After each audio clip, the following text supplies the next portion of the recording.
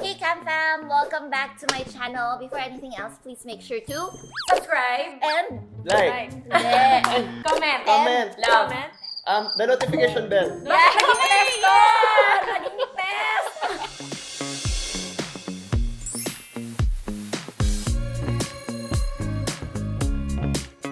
Okay, so for today's vlog, we've got special guests over here. We've got David Guison, Ay, sarili. Tricia Gosingtian, Okay. and Laureen. Hey! A lot of you have collectively called us together with Chris as the OGs. I put quote unquote. So I decided to invite my peers / batchmates because I feel like I wanted to do like a roundtable discussion with them about social media since we've all been on the internet for quite some time now. Ilang years? Mga 1.5. Bakit ka? Siguro mga more than 10 years na. Trisha, ikaw? 16 years. Grabe si Tricia, 16 years! Sweet 16 Grabe, na. gosh! So you guys know all about my Q&A series. So this is kind of like that, but it's more about a discussion. It's like a conversation among peers. So it's actually inspired by The Hollywood Reporter on YouTube. They do a lot of these roundtable discussions with like mga same career people. Ganun. So we're gonna do that also on The Hollywood Reporter kasi mataas yung leveling natin. The topic is really mostly about social media. So before we touch on like the pinaka main topic, I wanted everyone to talk about like how you started blogging. Ako, may time ka?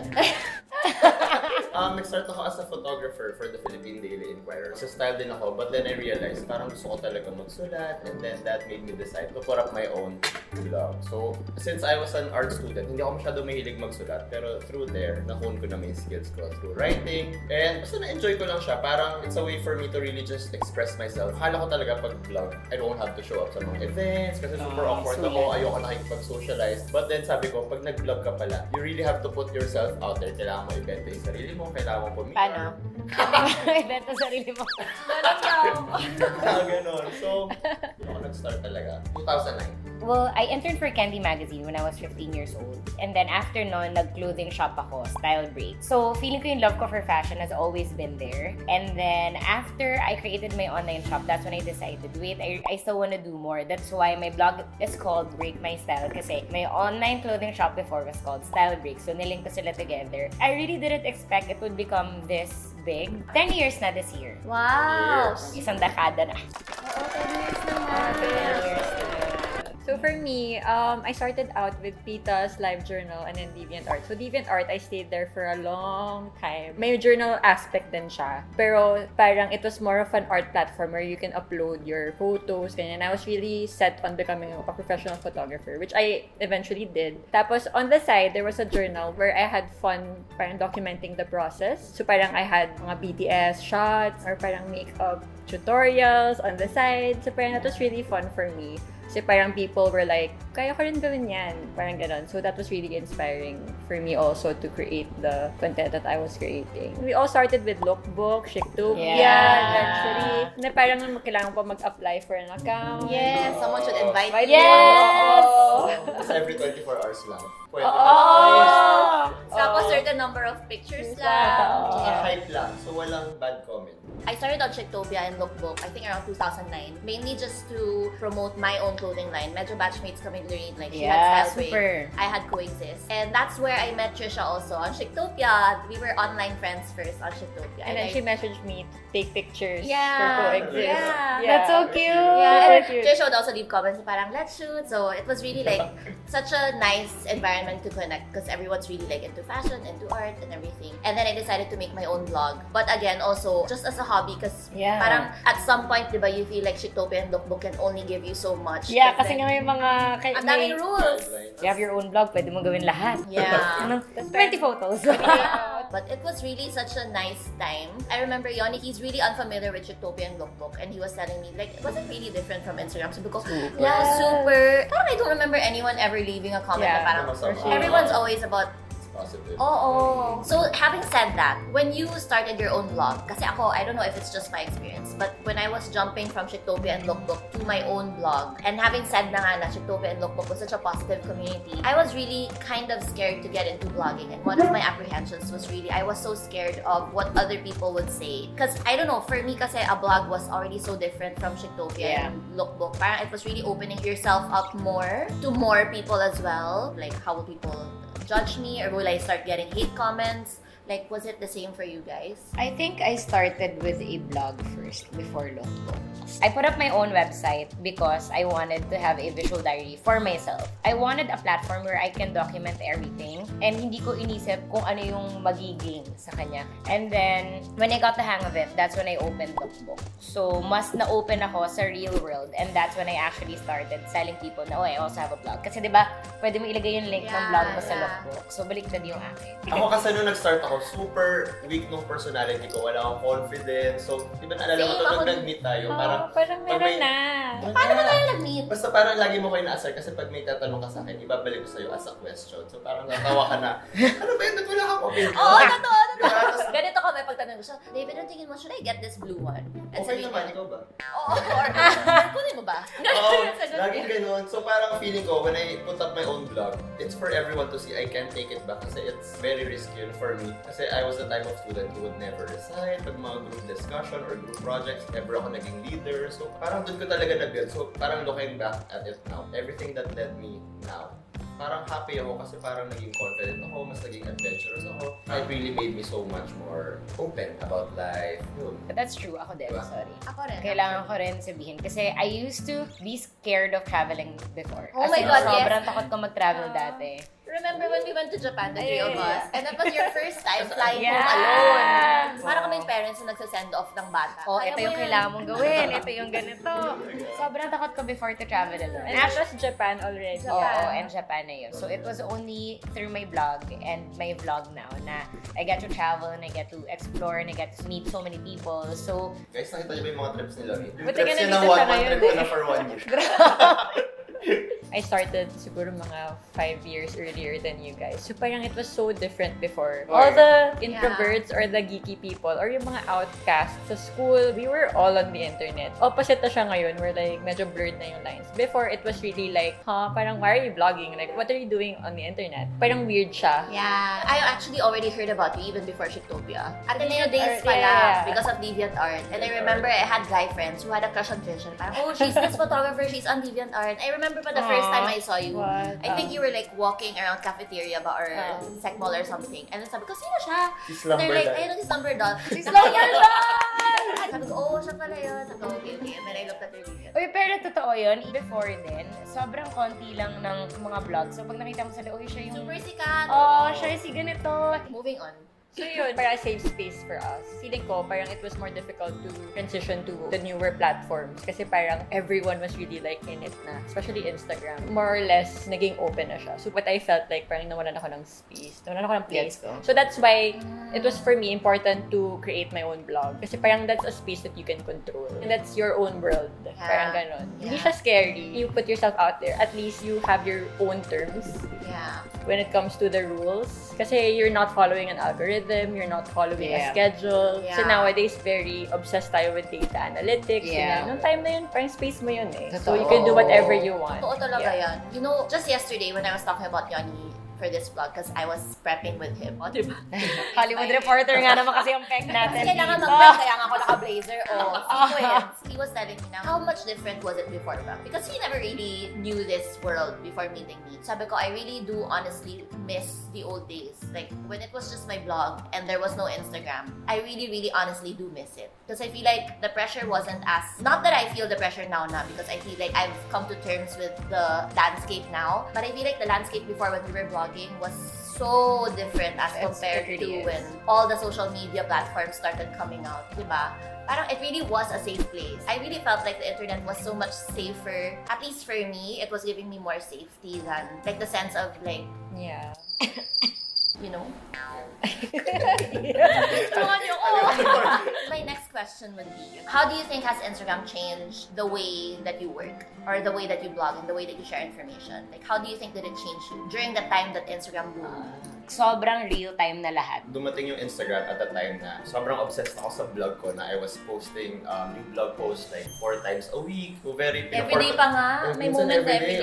After picture the outfit ko, susulat ko na yung blog content nun. Pero yun yung time na nag-rise yung mga new breed of creators which are called Instagrammers. So, unfair siya nung time sa akin na I was, kaya nasa contract, 1 blog post for David, tapos dun sa Instagrammer na yun, 1 IG post, parang pakadaya pag nasa uwi ka, magsusulat pa ako, siya magpipicture. Sabi ni David, pag-uwi daw niya. Pero parang yung time na yun, parang galit talaga ako kasi parang it's so unfair for us. Pero na-realize ko, parang I had so much to learn from them. Kasi nung time ko, parang may sinusundan tayong template, diba na full body shot, half body shot. Kaya yung bracelet yung spiky ng Neo. Oh my God, ako! So, ang dami ko natutunan sa new creators na they're so artistic, they really care about the visual. So, parang nag-merge siya beautifully na na-apply ko yun sa online content ko. And then, that made me shift to Instagram na din, which I can promote naman my blog through my Instagram. So, parang they all merge together nicely. But, nung time na nag-stop na ako mag-vlog talaga, na-realize ko na, ayoko na, parang hindi ko na kaya mag-vlog. Kasi parang, it's not really showing my personality. Kasi I sit on it, and then 6 hours later, parang hindi na yun yung nafe-feel ko. So, I Nakakatamad na. revise it. And then, pag sa YouTube, kasi diba, parang whatever you wanna say, pag click mo ng record, yun na talaga. So, ibang world talaga ang YouTube. And, yes, Laureen. Di mo nakita yung reason ko kanina. Ang gila ko eh. Hindi. With what you said earlier na yung Instagrammers, may iba sila. Totoo yun. And kumbaga, iba rin yung template natin as vloggers. Iba rin yung template nila as Instagrammers. But feeling ko kasi, it's such a different platform also for them. So how we take our photos and how we use our platforms is so much different than how they use theirs. So hindi ko alam if it's the age thing or the... Di ba yung mga vloggers din ngayon, sobrang iba din yung template nila. Even with how we take videos. So feeling ko, ganun lang siya. And yes, nakaka-inspire, but also, sometimes when I look at my photos, di ka nagpapangit ng take ko, nakakahiya. Pero well, yun lang.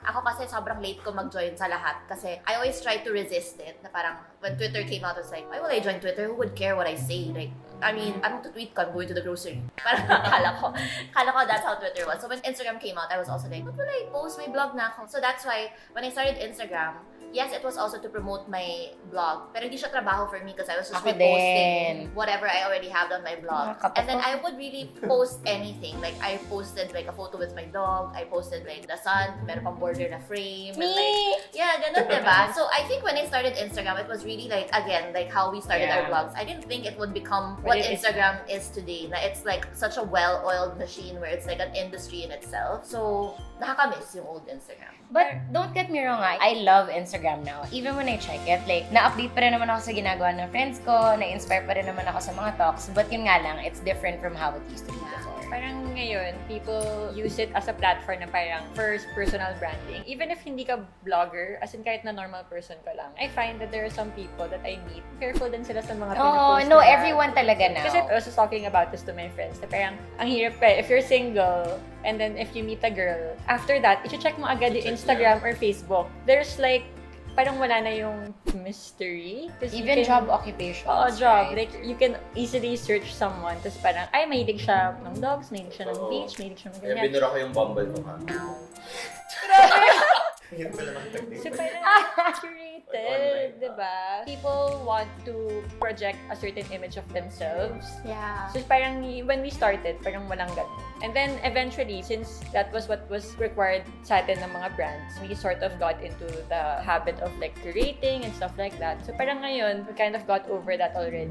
Parang we're kind of going back to the basics ulit, diba? Totoo, no? Yeah. Every time we post something for ourselves, doesn't it make you feel so Yeah. happy? Yeah. Like, it's not even like branding, but this is me. Like, Pero also, talking about personal branding, when I met Miggy and when Miggy wanted to date me, parang try like dating, may kaibigan daw siya na sinabi, yung date masyado yung mataas for you. Like, para you have to always be dressed, you have to always be this. And then I'm like, na-meet nyo na ba ako?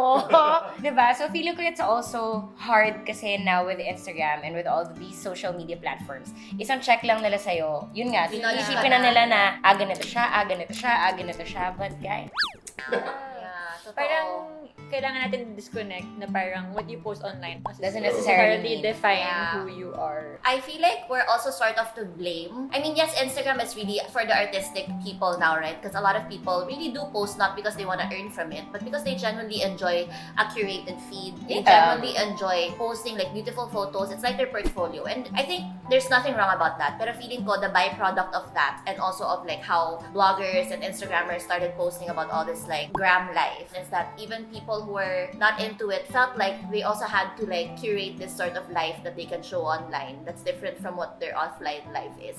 And another byproduct of that, the result of that is that it's social media genuinely really affects people's mental health. Kasi syempre, you keep seeing things that you wouldn't normally see and then you always just see the best side of someone's life. So of course, papasok pa rin sa isip mo yun. Imagine if we had Instagram during the time that when we started blogging, when we were also insecure. Because I was so insecure when I started blogging.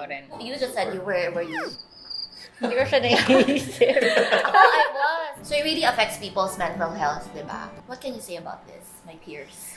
Okay, balik lang ako sa Instagram. Hindi lang kasi siya for fashion and travel-related people. Like, lahat ng tao may sariling content. For example, I also follow a lot of people, yung mga models na ang hilig din mag-selfie, mag-OOTD, yung mga grocery stuff nila. So, na-enjoy ko pa rin naman yung Instagram. But sometimes nga, yun, one wrong thing lang na makita mo, Mati-trigger. mati-trigger na so madaming makikisali. So, syempre, nakaka-affect din siya paminsan. Like, sometimes you'll feel down or sometimes, ang pangit pa talaga na sinuot ko today. Kasi bakit, di ba?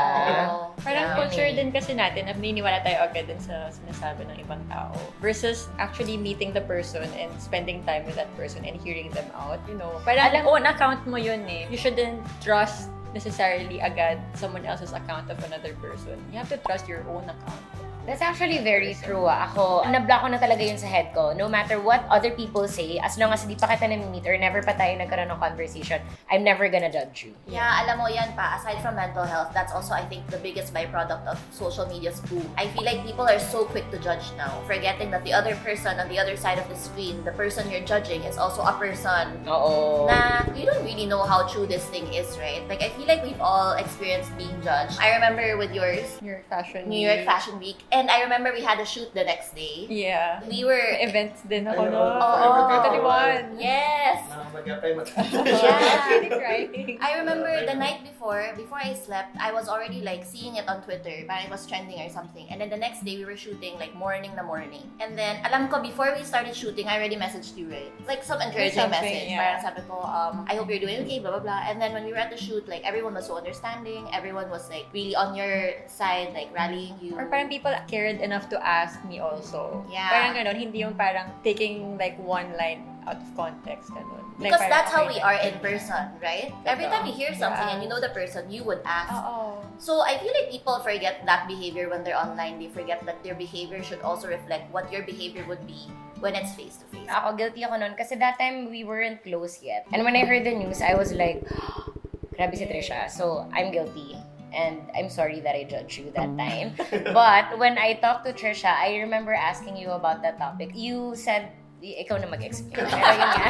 Looking back, may mali din akong mga nasabi. And parang every year ata ako nag-apologize. Imagine, parang Until now? that's how crazy the cancel culture is here. Hindi, until now, parang nakalimutan na nila yun. But siguro up until 3 years ago, I would always still feel na parang I need to apologize for it. Everything that I did was to show people that I have changed as a person. So imagine parang sobrang bigat nun dalhin. And social media can be good and bad. And parang feeling ko bad din yung being cancelled without being given the chance to change.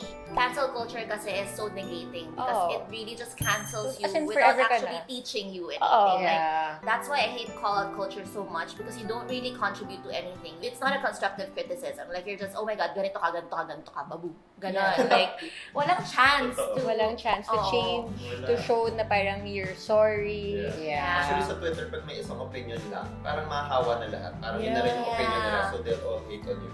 It's a personal pa nga. Diyos ko, ilang beses na ako na-cancel, guys. Uy, Ikaw naman, ano Mila. ano natin? Hong Kong natin. Yun yung fear ko, meron akong caption na nilagay. Tapos, flight na namin pagbalik. Isipin mo, nasa flight ka, wala kang internet pag land mo.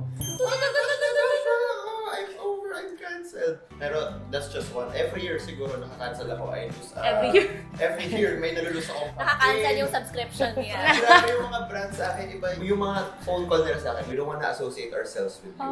Isa parang, you just prove to us that you're in it for the money and not because you love our brand. Ganun talaga sila magsalita. Sakit yung atake personal. Grabe yung atake. And that's just from a brand's perspective. Pero grabe yung sa mga online groups. So ilang beses ko na rin din activate yung Twitter ko. And that came in a time na weak pa rin yung personality ko. So isipin mo, sobrang hurt talaga ako. You'd always replay it in your head. Oo, na parang sana hindi ko na lang sinabi to. Pero looking back at it now, every year, every project that I lose, every opportunity, parang I learned from it na parang okay, dapat talaga every time check yung caption ko. Ito, tatanungin ko muna yung mga kasama ko kung nakaka-offend ba to. So parang lagi ka nang mas careful and parang okay rin na siya in a way na ma-educate ka. But how did it affect like you, your mental health, your feelings, your emotions? Siguro kasi as a guy, the next day parang okay ka na. Parang di mo talaga dinadam. One day lang, okay One ka. day lang. Ewan ko pag guys, walang masyadong issue. Pero feeling ko pag nangyari sa akin po ngayon, kung nabasa ko ngayon, sana wag naman. Ito na! Alam mo, feeling ko okay na ako kasi pag when I look at Instagram or mga comments na masasama, it doesn't affect me na. As much.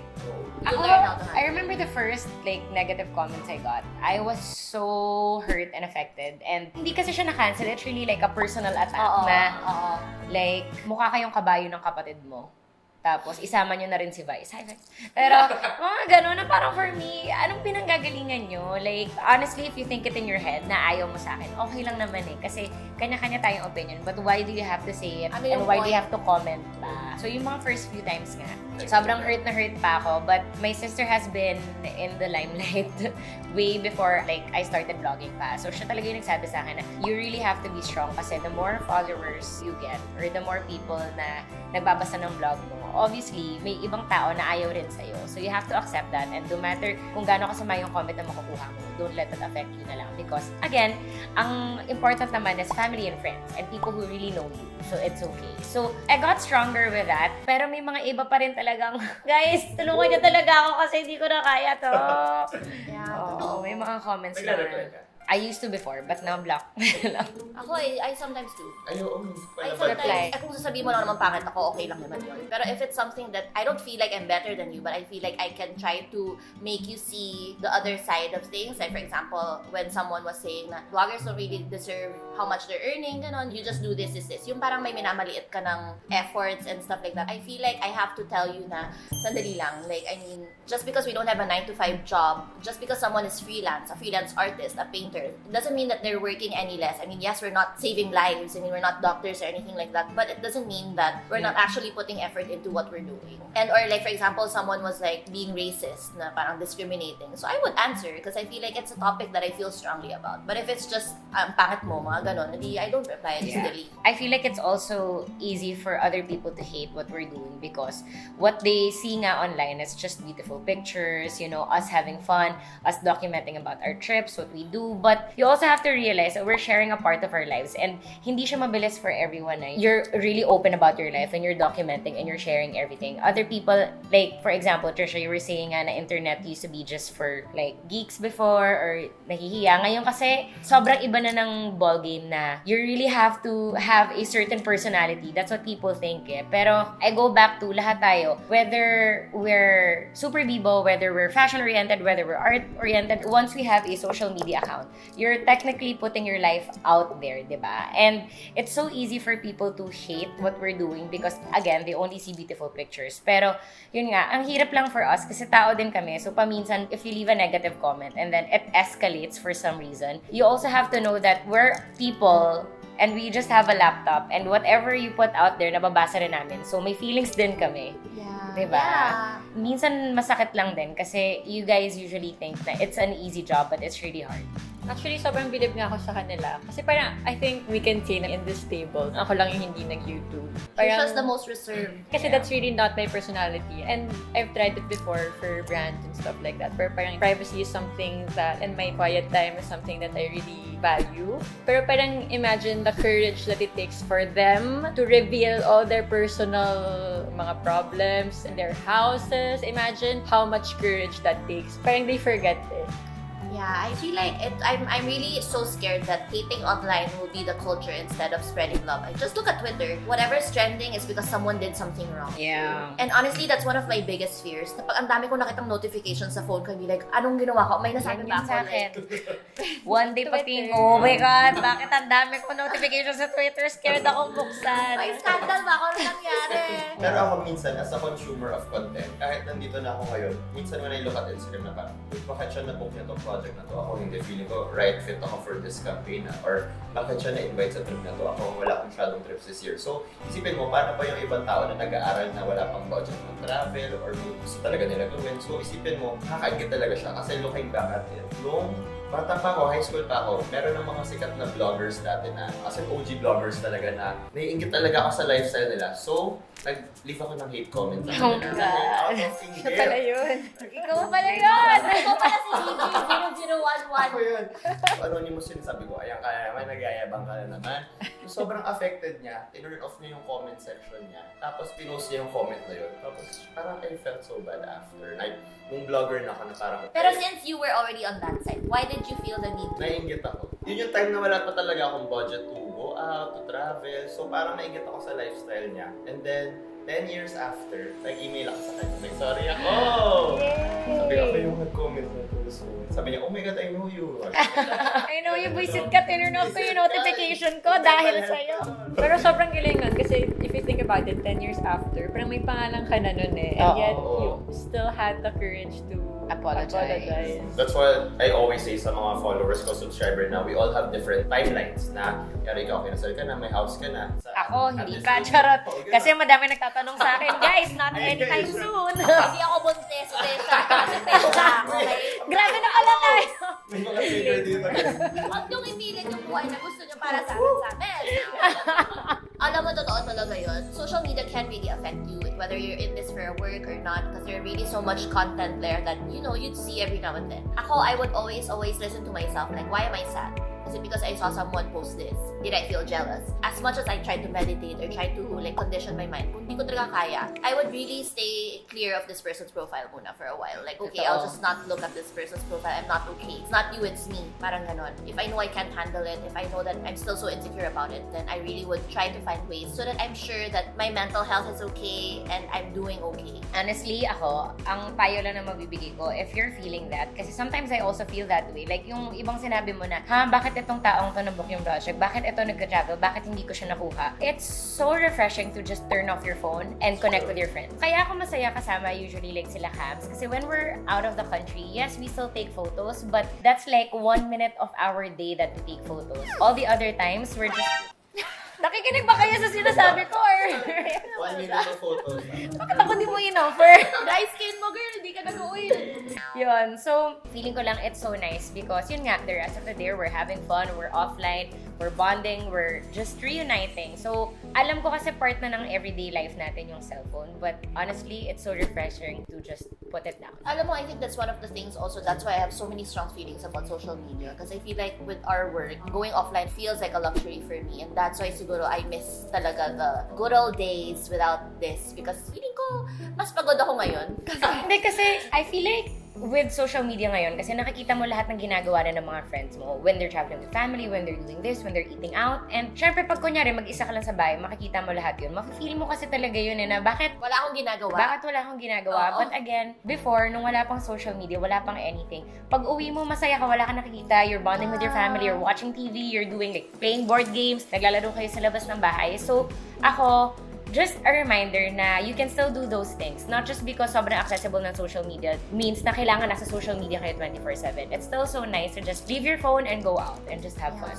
For me, ako, change your mindset. Kasi when you look at Instagram, yun, pag nakita mo yung mga trips, you can always be happy for that person. It's more of aspiration na parang, okay, next year yan ang goal ko. Mag-travel. Make it a more positive space. Speaking of yung mga creating your own terms, parang that's what I did na with my Instagram. For a time, parang I was really in a slump. Siguro 2016 to 2018. Siguro mga 2019, parang medyo dun na ako nabuhayan ulit. You have to think, how do you make this platform valuable to you? For me, I really have fun with like crowdsourcing and like talking to people via DM. Those are things that actually mga brands don't see. Pero parang engagement yun. Kasi yung mga followers ko, introvert din sila. So, hindi rin sila magpo-post ng comments. That doesn't mean na parang I'm less valuable or parang as a personality on the internet. I realized na parang I use it to talk to people or create meaningful connections. We value what you guys think also. That's why we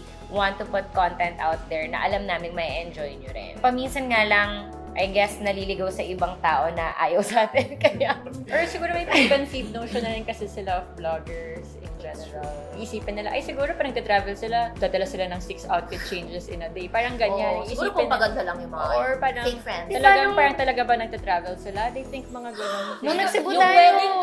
wedding ko. Yung nagsibu rin tayo, connection din daw ulit tayo. Friends ba daw talaga tayong lahat? When Chris posted her reaction video of her pregnancy, dami nagme-message sa akin, ba't wala kang shoutout? Hindi na kayo friends. Tapos the entire day, people were just messaging me, are you pregnant? Are you pregnant? Are you pregnant? Are you pregnant? Hindi mo i-reveal ko sa'yo kung pregnant ako, you stranger. So many people are really so quick to judge. Like during my wedding, everyone's here eh. Oh, everyone. See, we're real friends. Kasi mahal yan. Mahal, girl. I was searching on Twitter because I wanted to see like mga photos I didn't see or like is there coverage I didn't see. So I just typed like, I don't know, my name ba or whatever, which I rarely do because I hate reading any unnecessary things about me online. So I try not to search my name. And then someone was so sure. Screencap ko, sinend ko sa inyo. Sure na sure siya, sabi niya. Naka-list down. May bullet points. Naka-list down. Yung welcome May party thread daw siya, namin. ganun? Oo. Trying hard to be Ann and Erwan daw. Kasi may grass. I don't know.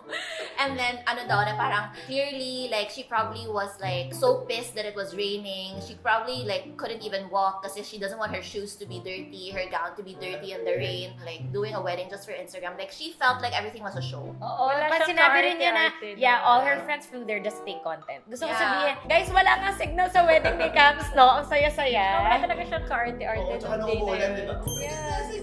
And the way that she wrote it, akala mo talaga nandun siya sa wedding ko. Like, nakatago siya sa bushes and ganun ka-inside. Feeling niya like stage yung wedding. And honestly, that was actually one of the most heartfelt weddings I've attended. It was so intimate. 75 lang, including suppliers na yon, and everybody was just really having fun. Like, yes, I did vlog about it, but how long was my vlog? Like 10 minutes long?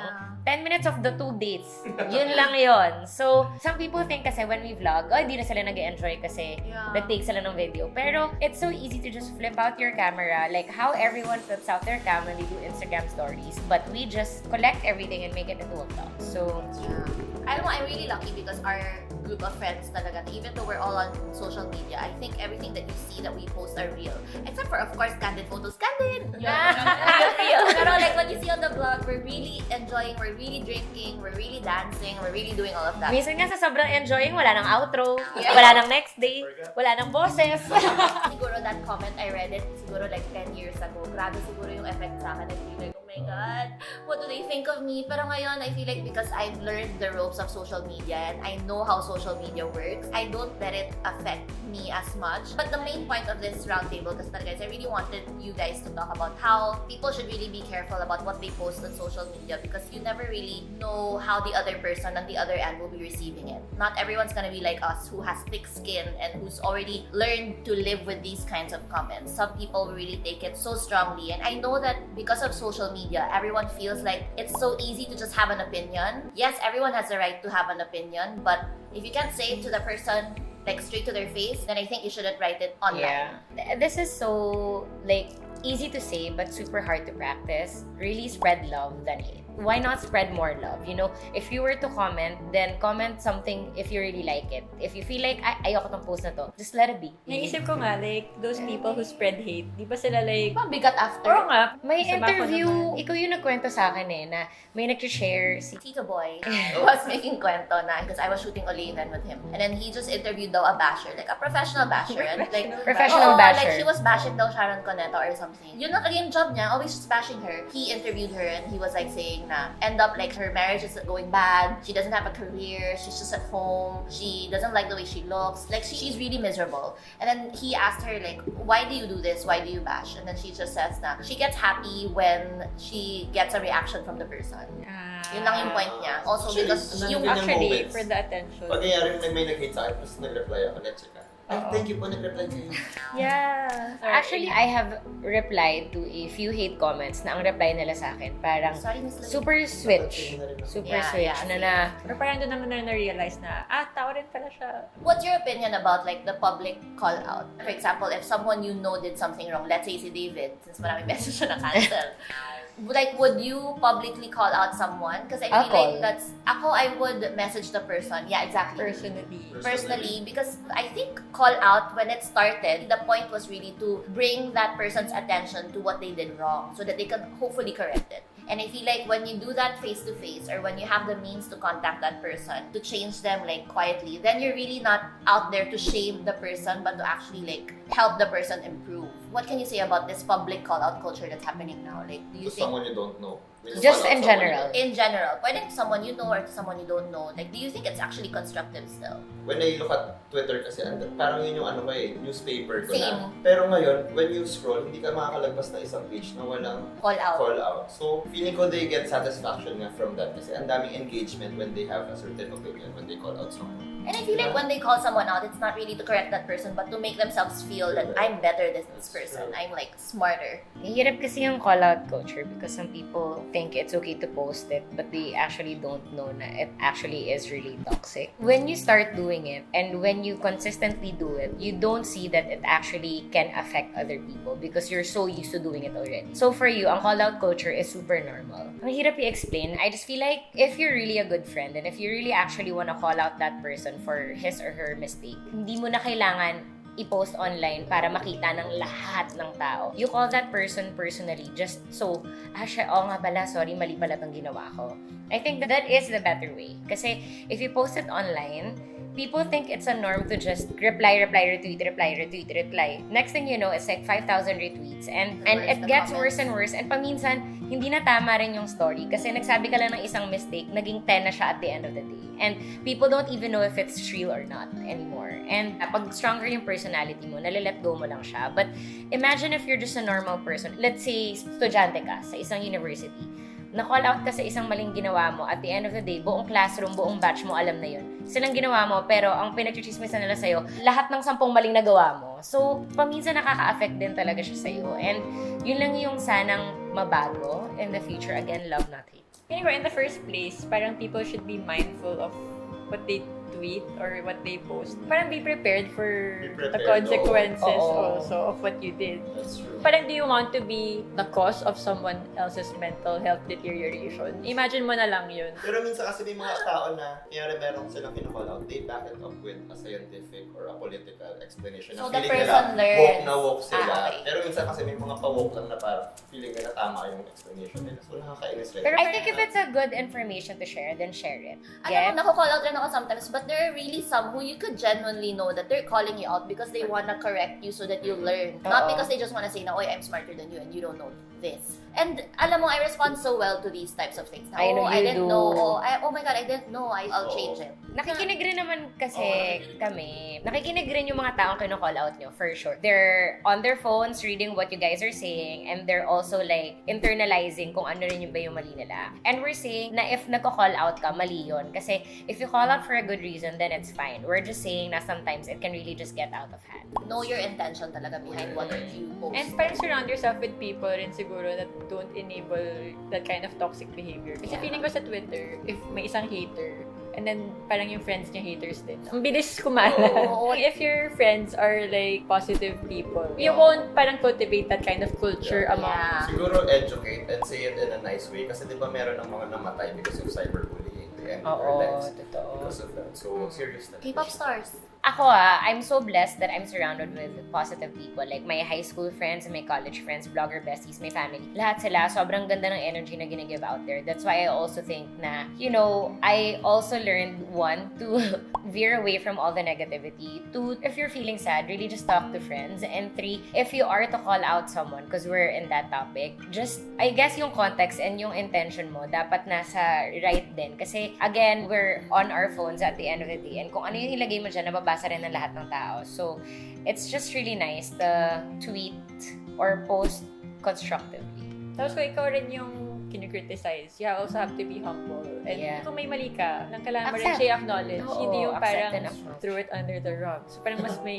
din yung mga tao. Tapos ikaw din, you won't feel free. Ay, babalik ko lang yung Bulbasaur ko kasi medyo matagal naka-get over yung mga tao doon. Are you going to explain yourself, Miss Laureen? I have nothing to explain. I did the mistake. I said the wrong type, pero... Parang talaga siya ng Pokemon, guys. Nakakaba talaga. Hindi Hindi. sa camera. As Oo, in. nakakakaba. Yun yung sinabi Iba, ko. as in, iba. When I got interviewed, I didn't know I was gonna get interviewed. Yeah. And it's Jessica Soho. So parang, the more na nakaka-pressure, alam mo yun, lumapit lang siya, can I interview you? No, actually, hindi ko na nga alam kung ano yung mga pinagsasasabi ko nung ina-interview niya ako. So, when it aired on a Sunday, I remember, Miggy was playing basketball and I was just waiting for him. Biglang ang dami ko notifications and I thought it was, like, okay, I made a mistake, people are tweeting about it, haha. And then the following day, someone uploads it on Facebook and it got parang 1 million views. Guys, legit, Laureen was so depressed. Like Super. she, Yeah. kausap ko siya Yeah, it got like, millions of views in less She was than a so day. And then, nag-trending din ako sa 9gag. Nasa Twitter ako. Nasa lahat ng social media. And my friends were telling me na sa office nila, yun daw yung topic. Kasi nga, Pokemon Go was super big nun. And nagpo-Pokemon date kami ni Miggy. Sabi nga ni Miggy, nalungkot siya kasi when that thing happened, pinadelete ko yung app. affected niya.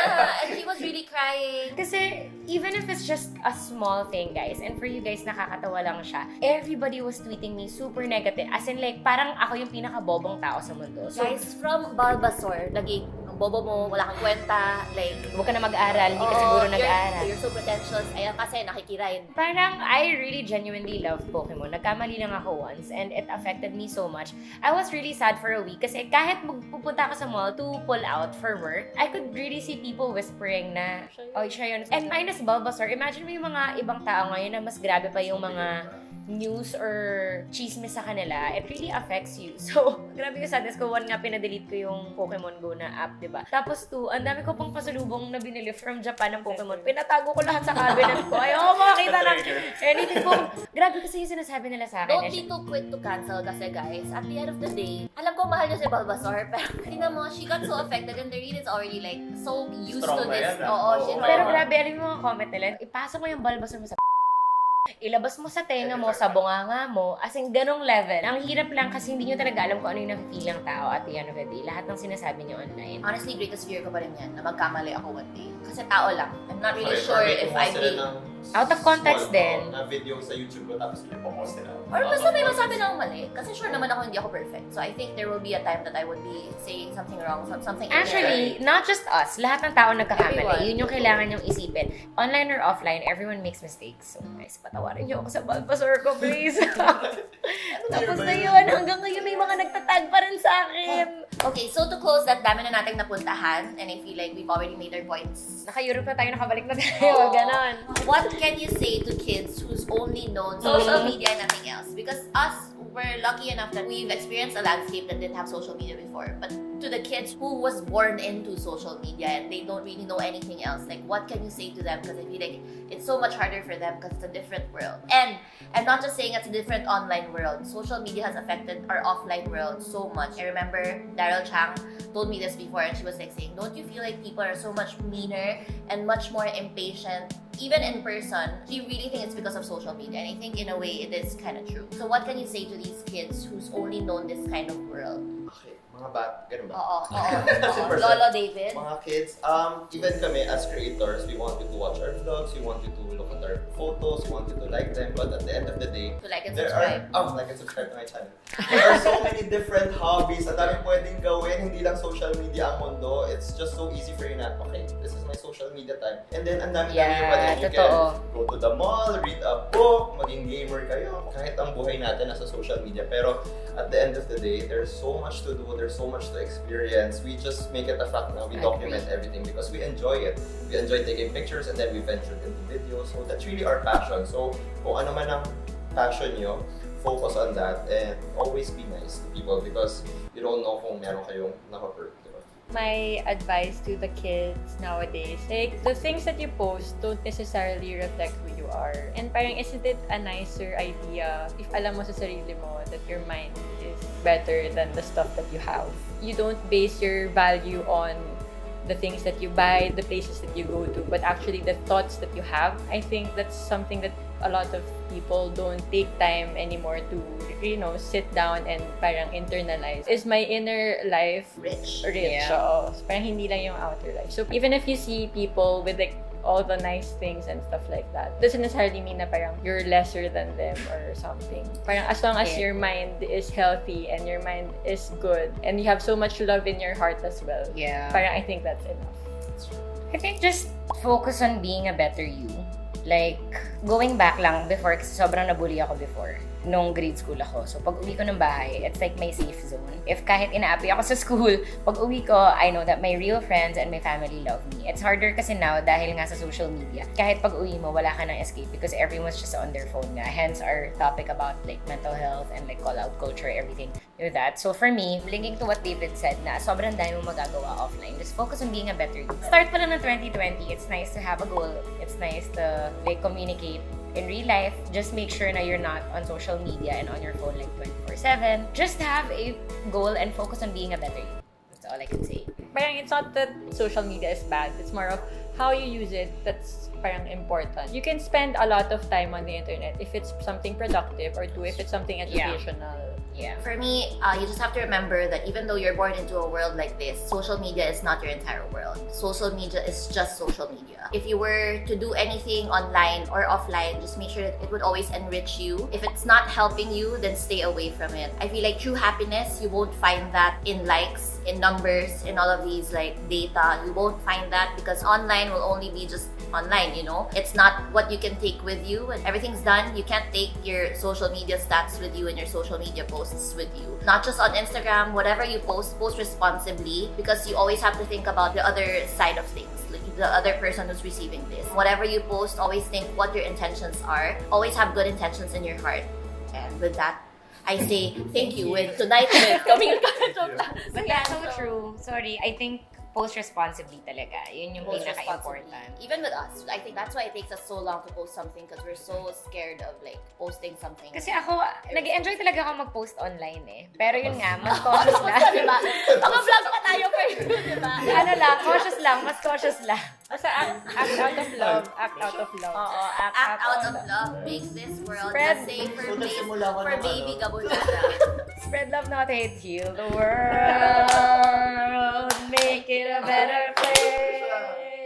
So thank you again so much to my dear friends, fake friends, to my dear friends David, Tricia, and Laureen. We've known each other for so long, and I really am so lucky to have friends like them who are like-minded and who I'm able to enjoy this world, this online world with. Together we grew. I hope that you picked up on something important, like with all our ramblings, and sana di kayo nabore, sana na-inspire kayo, and I hope that you can Subscribe! Notification bell, like, comment, love.